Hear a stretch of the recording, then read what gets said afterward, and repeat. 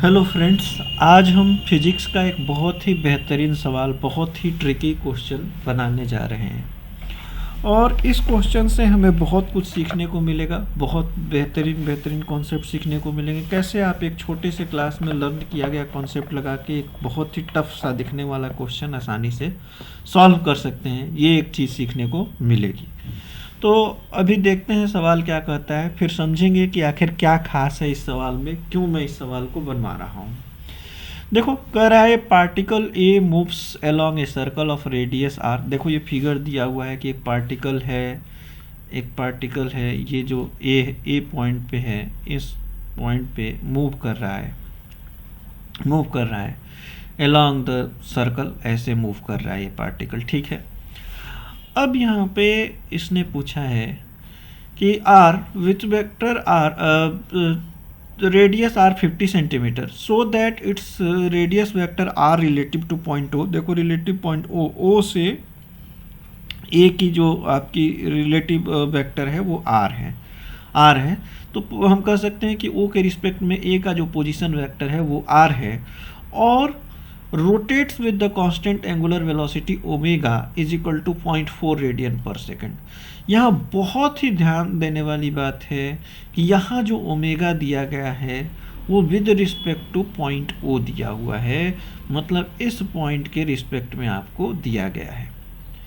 ध्यान देना, यानी अगर मैं एक सिंपल सी बात करूँ तो ये जो है ओमेगा से रोटेट कर रहा है, और ओमेगा की जो वैल्यू दी गई है that is equal to 0.4 radian per second. Omega जो दिया हुआ है वो 0.4 रेडियन पर सेकेंड दिया हुआ है। Find the modulus of velocity of the particle. Velocity of the particle का आपको मैग्नीट्यूड निकालना है, and the modulus and direction of its total acceleration. आपको टोटल एक्सेलरेशन का डायरेक्शन और मैग्नीट्यूड कैलकुलेट करना है। अब क्वेश्चन ये आता है कि इस क्वेश्चन में क्या प्रॉब्लम है। बहुत आसानी से आप सोचोगे v is equal to R omega लगेगा और सवाल सॉल्व हो जाएगा, जबकि अगर ऐसा आपने किया तो आपका ये क्वेश्चन गलत हो जाएगा। कारण क्या है? क्योंकि v is equal to R omega का जो कॉन्सेप्ट आप यूज करते हो, v is equal to R omega का जो कॉन्सेप्ट आप यूज करते हो वो आप यूज करते हो विद रिस्पेक्ट टू सेंटर। अगर आप इस वेक्टर की लेंथ आपको पता होती तो आप इसको यूज कर पाते, आपको वो पता नहीं है। अब इस तरीके से अगर इस क्वेश्चन को देखोगे तो अगर आपने डायरेक्ट किसी ने आंख बंद करके आर ओमेगा लगाया तब भी गलत हो जाएगा, और अगर आप यहाँ पे किसी ने थोड़ा ध्यान दिया और वो आर ढूंढने लगा, वो निकाल नहीं पाएगा क्योंकि उसको लगेगा डेटा इनकम्प्लीट है। जबकि क्वेश्चन में सब कुछ दे रखा है, ज़रूरत है इसको एनालाइज करने की। तो चलिए देखते हैं कैसे इसको एनालाइज करेंगे। पहले इसको एनालाइज करने से पहले कुछ बेसिक्स पे हम रिटर्न करते हैं और देखते हैं कि आखिर बेसिक्स से इसका क्या रिलेशन है, ताकि आपके लिए क्वेश्चन आसान हो जाए। कॉन्सेप्ट को सीखना बहुत ज़रूरी है। देखो यहाँ पे ये आपके पास एक सर्कल मैंने ले लिया, और एक छोटी सी बहुत पुरानी बात आपको मैं याद दिलाने वाला हूँ यहाँ पे, जो आप याद करोगे तो आपको बेहतर तरीके से ये सवाल समझ में आ जाएगा। सपोज दैट एक पार्टिकल है जो इस पॉइंट से इस पॉइंट तक मूव कर रहा है। सपोज दैट मैं थोड़ा सा डिफरेंट कलर ले लेता हूँ। यहाँ से इस पॉइंट से लेके इस पॉइंट तक ये पार्टिकल मूव कर रहा है। जब ये पार्टिकल यहाँ से यहाँ मूव कर रहा है और मैं पॉइंट ओ की बात कर रहा हूँ, तो ध्यान से देखो, इस पॉइंट ओ से अगर मैं इसको दोनों पॉइंट को ज्वाइन करता हूँ, दोनों एंड पॉइंट को ज्वाइन करता हूँ, इस आर्क के दोनों एंड पॉइंट को मैं ज्वाइन करता हूँ। मैंने यहाँ ज्वाइन कर दिया और मैंने यहाँ ज्वाइन कर दिया। ज्वाइन करता हूँ, इस एंगल को मैं थीटा मान लेता हूँ। अब यही सेम आर्क सेंटर पे क्या एंगल बनाएगा, अब आपको थोड़ा थोड़ा याद आ जाएगा। चीज़ें मैं क्या कहना चाह रहा हूँ वो आपको अब समझ में आना शुरू हो जाएंगी। अगर मैं इसी आर्क की analysis with respect to centre करूँ तो ये सेंटर पे क्या एंगल बनाएगा।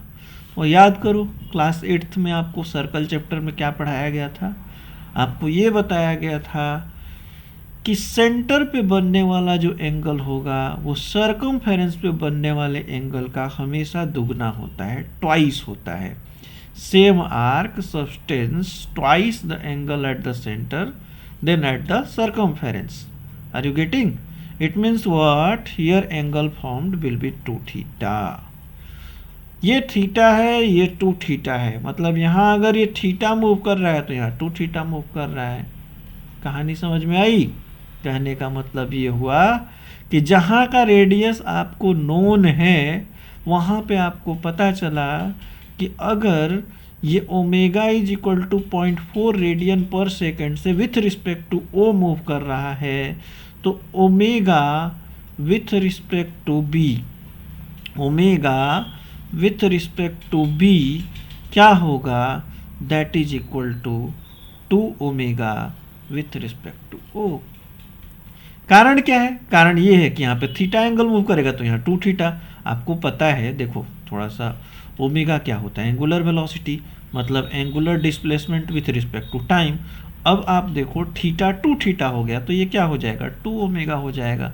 इस कॉन्सेप्ट को अगर दिमाग में रखते हो तो ये क्लियर हो जाएगा। तो omega with respect to B अगर कैलकुलेट करें तो that is equal to 2 into 0.4, that is equal to 0.8 radian per second. अब इस ओमेगा को गलती से भी यूज मत करना, आपको इसी ओमेगा को यूज करना है। क्यों यूज करना है? क्योंकि आपको इसी का फॉर्मूला पता है। तो अब वेलोसिटी कैलकुलेट करो, v is equal to R omega, v is equal to R omega. अब ध्यान दो, वेलोसिटी हमारे पास क्या आएगी, मैग्नीट्यूड की बात कर रहा हूँ मैं यहाँ पे, मैग्नीट्यूड मॉडुलस की मैं बात कर रहा हूँ। आर क्या है हमारे पास, r 0.5 metre, 50 centimetre is equal to 0.5 metre. Omega कौन सा यूज करना है, तो omega with respect to centre use करना है। तो आपके पास ओमेगा की वैल्यू आ गई, that is equal to 0.8 multiply किया, आपके पास आएगा 0.4 मीटर पर सेकेंड। ये वेलोसिटी आ जाएगी। अब आपको कैलकुलेट करना है टोटल एक्सेलरेशन। ध्यान देना, टोटल एक्सेलरेशन यहाँ अगर मैं देखूँ तो वेलोसिटी क्या होगी, टेंजेंशियल होगी, velocity will be tangential in direction. अब अगर ओमेगा कांस्टेंट है, ओमेगा अगर कांस्टेंट है तो वेलोसिटी भी क्या होगी, कांस्टेंट होगी मैग्नीट्यूड में, यानी ये यूनिफॉर्म सर्कुलर मोशन का केस होगा। और यूनिफॉर्म सर्कुलर मोशन में आपको total acceleration is equal to centripetal acceleration, and centripetal acceleration is nothing but equal to omega square R. और ओमेगा की वैल्यू क्या है, ओमेगा की वैल्यू देखिए, ओमेगा की वैल्यू फिर से कह रहा हूँ, ओमेगा आपको ये वाला यूज करना है, ओमेगा आपको ये यूज करना है। तो ओमेगा स्क्वायर देखिए यहाँ पे हमारे पास 0.8 into 0.8 into 0.5 and that is nothing but equal to 64/2, that is equal to 32। This will be equal to 0.32 radian, 0.32 metre per second square, sorry metre per second square.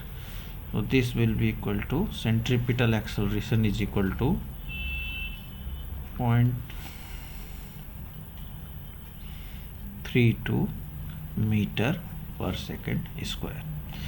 I think आप लोगों को ये problem समझ में आई होगी।